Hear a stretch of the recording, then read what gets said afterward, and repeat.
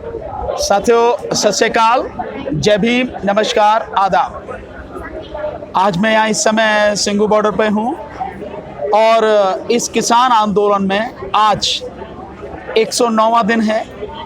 ये आंदोलन इन 109 दिनों में कई तरह के पड़ावों से गुजरा है और आज गुजरते गुजरते यहाँ तक पहुँचा है। इस किसान आंदोलन ने इतने उतार चढ़ाव देखे हैं और 26 जनवरी का एक घिनौना षड्यंत्र इस सरकार ने इस आंदोलन को ख़त्म करने के लिए किया, वो भी सबने उसका नज़ारा देखा। लेकिन एक बड़ी दिक्कत उसमें हो रही है कि कानूनी कार्रवाई होनी चाहिए, अपने ढंग से होनी चाहिए, लेकिन पुलिस एक बहुत ही गलत काम कर रही है लगातार। जो भी व्यक्ति यहाँ से जा रहा है, इस तरह की न्यूज़ यहाँ पर आ रही हैं कि यहाँ से कोई भी व्यक्ति अगर जा रहा है इस आंदोलन में से निकल के, पुलिस उसको अरेस्ट कर ले रही है, उसको गिरफ्तार कर ले रही है और फिर उसको जेल भेज दे रही है।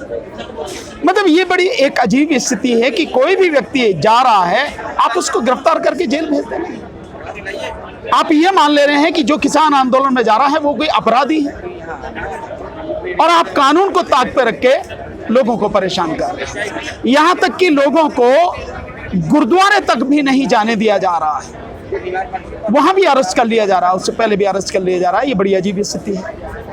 एक और बड़ी मेरे सामने जो स्थिति आई है, जो अभी लोग, मैं जैसे यहाँ पे आया हूँ इस आंदोलन में, तो पीछे साथी बता रहे कि जो किराया भी लिया जा रहा है वो किराया भी यहाँ आने वाले लोगों से डबल लिया जा रहा है। ये कैसे लिया जा रहा है समझ में नहीं आ रहा मेरे। मतलब जो किराया वहां से लेके यहाँ तक माना 15 रुपए लगता है, उससे 30 रुपए लिए जा रहे हैं। ये जो सारी चीजें हैं, मैं समझ रहा हूं कि सरकार पुलिस के माध्यम से इस आंदोलन में आने वाले लोगों को डराने की कोशिश कर रही है, इस आंदोलन को कमजोर करने की कोशिश कर रही है। इस आंदोलन में लोग शामिल ना हो, इस आंदोलन की ताकत ना बढ़े, ऐसा प्रयास, ऐसा घिनौना प्रयास सरकार पुलिस के माध्यम से कर रही है। किसान इंसान हैं, कोई वो नहीं है जो उन्हें बड़े विशेषण दिए गए। और पुलिस वालों से मेरा निवेदन है कि तुम भी सरकार की गुलामी में ऐसे मत डूब जाओ कि इंसानियत को पूरी तरह से शर्मसार कर दो या खत्म ही कर दो। तुम भी इंसान हो, कल तुम्हारे साथ भी जो है ये सिचुएशन हो सकती है। सरकार तुम्हारे खिलाफ भी कोई ऐसे कानून बना सकती है, तो तुम्हें भी इंसानियत को कम से कम सामने रख के लोगों के प्रति व्यवहार करना चाहिए। ऐसा ना करे पुलिस, ऐसा मेरा आग्रह है, ऐसा मेरा आग्रह है। दूसरा, इस आंदोलन में जिस तरह से यह आंदोलन लगातार बढ़ता चला जा रहा है, आज 109 दिन में भी इस आंदोलन की ताकत कम नहीं हुई है, बल्कि बहुत बढ़ गई है। ये आंदोलन सरकार के हिसाब से, जो सरकार कल कहती थी कि ये पंजाब और हरियाणा का आंदोलन है, फिर सरकार ने कहा कि ये पश्चिमी उत्तर प्रदेश का आंदोलन है, फिर इस पे एक ठप्पा लगाया कि ये जाट आंदोलन है। ये ना पंजाब और हरियाणा का आंदोलन है, ना ये जो है पश्चिमी उत्तर प्रदेश का आंदोलन है, और ना ही ये जाट आंदोलन है। ये किसान और मजदूरों का आंदोलन है और किसान इस आंदोलन को लीड कर रहे हैं और देश को बचाने का आंदोलन है। ये सरकार जिस तरह से इन कानूनों को लेकर आई है, कोई भी संवेदनशील सरकार ऐसा कानून नहीं ला सकती, लेकिन ये सरकार तो निश्चित रूप से तानाशाह सरकार है और देश की बहुसंख्यक आबादी को गुलाम बनाने के लिए, इस देश को हिंदू राष्ट्र घोषित करने के लिए काम करने वाली सरकार है। जो सपना इनका कभी पूरा नहीं होगा, मैं निश्चित रूप से इस बात को कह सकता हूं कि यह सपना सपना ही रहेगा और पूरी तरह से टूट जाएगा, कभी पूरा नहीं होगा। लेकिन इस सपने को साकार करने की चाहत में जिस तरह से देश को तबाह कर रही है सरकार, जिस तरह से देश के हर व्यक्ति की जिंदगी इसने दांव पर लगा दी है, ये बहुत गलत है। सरकार को सोचना चाहिए और सरकार को इन कानूनों को तत्काल वापस लेना चाहिए। वैसे तो इसमें बहुत सी चीजें जिन्हें मैं आपको बताता रहा हूं, लगातार बताता रहा हूं, वीडियोस में मैंने लगातार बताया है। जो पत्रकार मेरे से सवाल पूछते हैं उसमें मैंने सारी चीजें लगातार बताई हैं कि किस तरह से न केवल देश के 14 करोड़ 64 लाख किसानों को यह तबाह कर देगा, बल्कि इस देश के जो 82 करोड़ गरीब हैं, मजदूर हैं, जिनके लिए सरकार, इस देश की संसद ने 2013 में नेशनल फूड सिक्योरिटी एक्ट बनाया था और इस देश के गरीबों को राशन की 5 लाख दुकानों के माध्यम से सस्ते कम दामों पर अनाज देने की बात कही थी और यहां तक भी कहा था कि इन गरीब लोगों को 3 रुपए किलो चावल, 2 रुपए किलो गेहूं और 1 रुपए किलो मोटा अनाज देने की व्यवस्था की थी। तो वो 82 करोड़, ये सरकारी आंकड़ा है, मेरा आंकड़ा नहीं है, सरकार ने जितने लोग कोट किए हैं उन लोगों की मैं बात कर रहा हूं। इन्हें 82 करोड़ गरीब और मजदूरों को तबाह कर देगा ये कानून। क्यों कर देगा? एक बहुत छोटे से उदाहरण से आप समझ सकते हैं कि जो कॉन्ट्रैक्ट फार्मिंग है, उस कॉन्ट्रैक्ट फार्मिंग में जब किसान और ट्रेडर के बीच में, आप मान के चलिए कि पूरे देश में अगर ये कानून जब लागू होगा और पूरे देश में किसान की तमाम जमीन पर उगने वाली फसल का एग्रीमेंट व्यापारियों से हो जाएगा और उस एग्रीमेंट में जो उस फसल की कीमत है कि किस रेट में व्यापारी उससे खरीदेगा, ये भी तय हो जाएगी फसल के बोने से पहले ही। तो फिर एमएसपी कहां से होगी? इसका मतलब यह है कि एमएसपी खत्म हो जाएगी और कल आप सरकार से गुहार जब करोगे कि हमें एमएसपी नहीं मिली तो सरकार बहुत साफ कह देगी, भाई तुमने अपनी मर्जी से जो एग्रीमेंट किया, तुमने अपनी मर्जी से अपनी फसल का दाम तय किया, तो हम इसमें कैसे एमएसपी दिलवा सकते हैं आपको? और सरकार ने कहीं भी इस कानून में एमएसपी का इस तरह से जिक्र नहीं किया कि जो भी एग्रीमेंट होगा, फसल की जो भी कीमत तय होगी वो एमएसपी से कम पे तय नहीं होगी, ऐसा कहीं भी जिक्र नहीं है। तो एमएसपी खत्म होगी। मोदी जी बेशक कहते रहे एमएसपी थी, एमएसपी है, एमएसपी रहेगी, एमएसपी खत्म होगी। अब मैं उस बात पे आता हूं कि इस कानून से किस तरह से ये सारे लोग तबाह होंगे और जो गरीब है उसको राशन कैसे नहीं मिलेगा।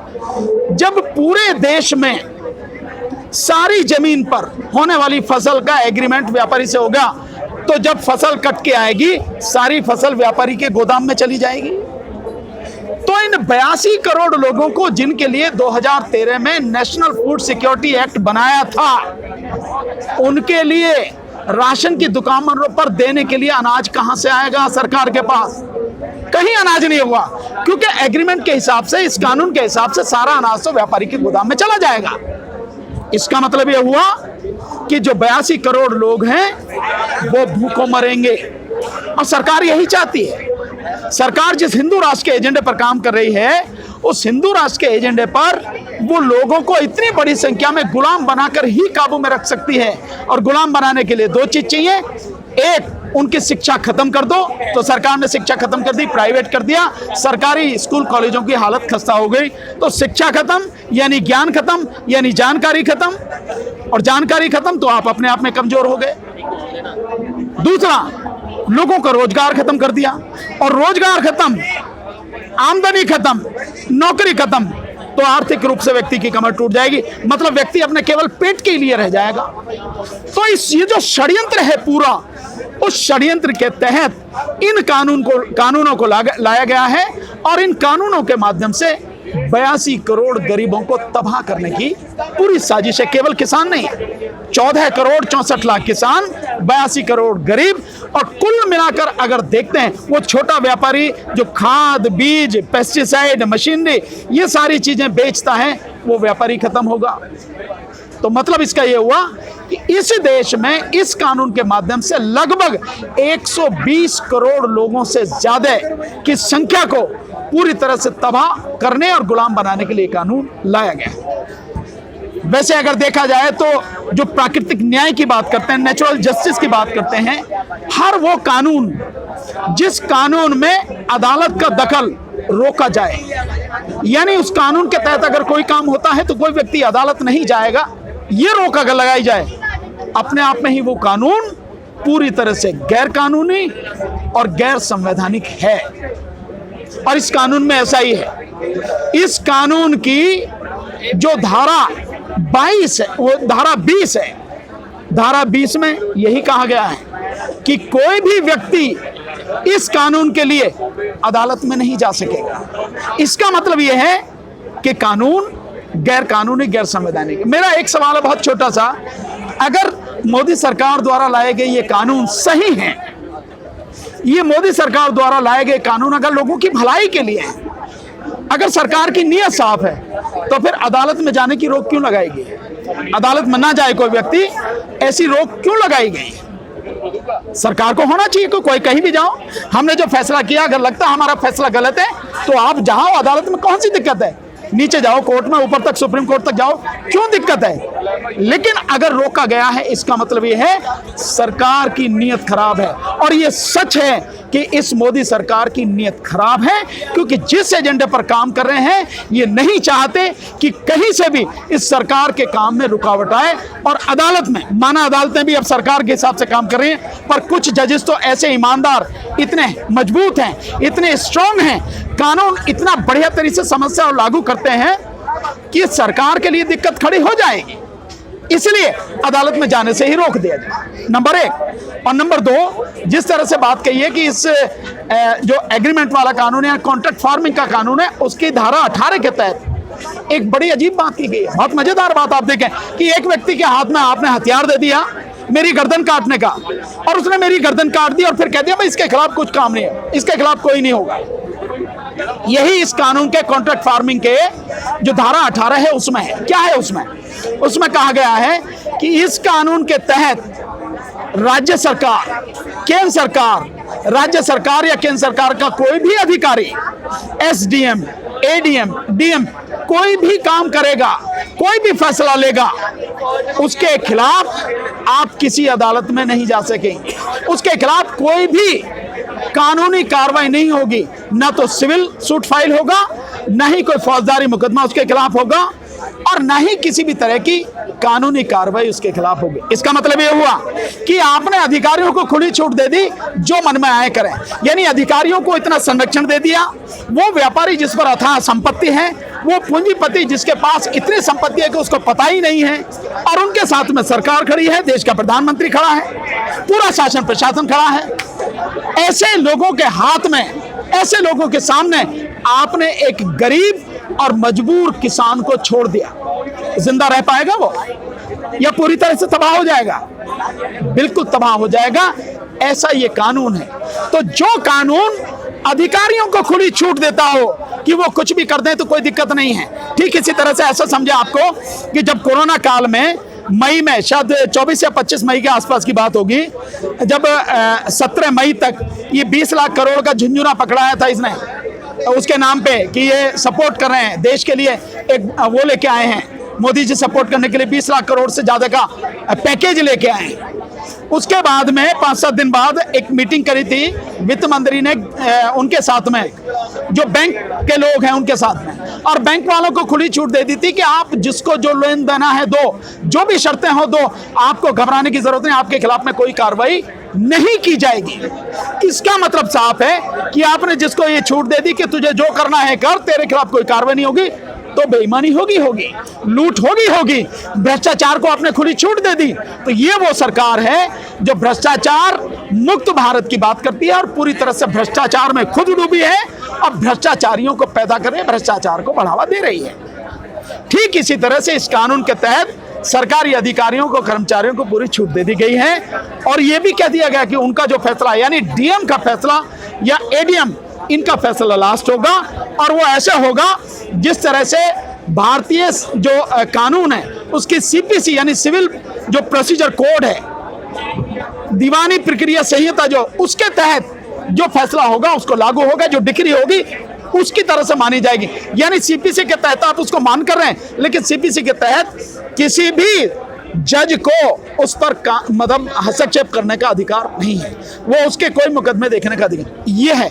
इसलिए ये कानून पूरी तरह से गलत है, और ये बात मैं बार बार बता चुका हूं, हर कोई बता चुका है। शुरू से ये बात है कि ये कानून बनाने का केंद्र सरकार को अधिकार नहीं, क्योंकि ये कानून स्टेट लिस्ट के अंतर्गत आते हैं। अनुच्छेद 246 246 के तहत 7th शेड्यूल 7वीं अनुसूची में जो सेकंड लिस्ट है स्टेट लिस्ट, उसके अंतर्गत सीरियल नंबर 14 पर एग्रीकल्चर यानी कृषि और सीरियल नंबर 28 पर मार्केटिंग ये आते हैं। ये सेंटर के सब्जेक्ट नहीं है, तो सेंटर के सब्जेक्ट नहीं है तो सेंटर को कानून बनाने का अधिकार नहीं है, और मोदी जी ने जबरदस्ती ये कानून बनाए। इसको ऐसे समझिए आप कि एक खेत मेरा है, मैं जो चाहूं करूं, एक खेत आपका है, आप अपने खेत पर जो चाहे करें। लेकिन अगर मैं आपके खेत पर कब्जा करके कहूं कि नहीं मैं तो इस पर मैं करूंगा, मैं मालिक हूं, तो कैसा लगेगा? ये अवैध कब्जा हो गया।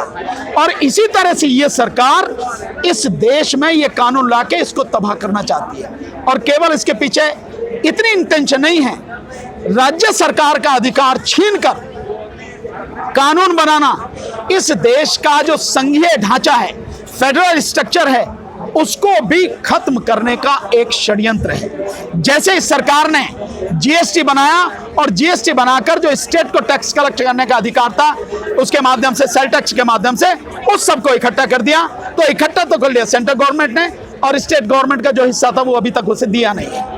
यानी स्टेट गवर्नमेंट के पास जो पैसा जाना चाहिए था, जो उसकी इनकम थी, जो उसका हक था, वो भी इसके सरकार ने लूट के अपने पास में रख लिया, उनको पैसा नहीं दिया, और कह रही है कि आप रिजर्व बैंक से कर्ज ले लो। क्यों ले लें भाई कर्ज? मेरा पैसा है, मुझे दे दो। ठीक इसी तरह वो क्यों किया गया? क्योंकि इस देश के संघीय ढांचे को खत्म करना है। आपको ध्यान आता है, मोदी जी कहते हैं एक नेशन एक इलेक्शन। इसका मतलब सीधा यह है कि एक इलेक्शन, ऐसा नहीं कि एक साथ इलेक्शन। एक इलेक्शन का मतलब है केवल मोदी जी का इलेक्शन, मोदी जी ही हैं सब कुछ। ये है इसका मतलब, एक नेशन और वन इलेक्शन का। तो देश, उसके लिए देश को संघीय ढांचा जो है उसको कमजोर करना पड़ेगा, स्टेट को खत्म करना पड़ेगा, स्टेट की विधानसभाएं उनको खत्म करना पड़ेगा। और जब उनका आप पैसा छीन लो, पैसा अपने पास रख लो, और उनका कानून बनाने का अधिकार आप छीन लो, तो इसका मतलब यह है कि आप राज्यों को कमजोर कर रहे हैं, इस देश के संघीय ढांचे को कमजोर कर रहे हैं। ये बड़ा भयानक षड्यंत्र है जिसको लोगों को समझने की जरूरत है। आज बस इतना ही, बाकी बातें बाद में।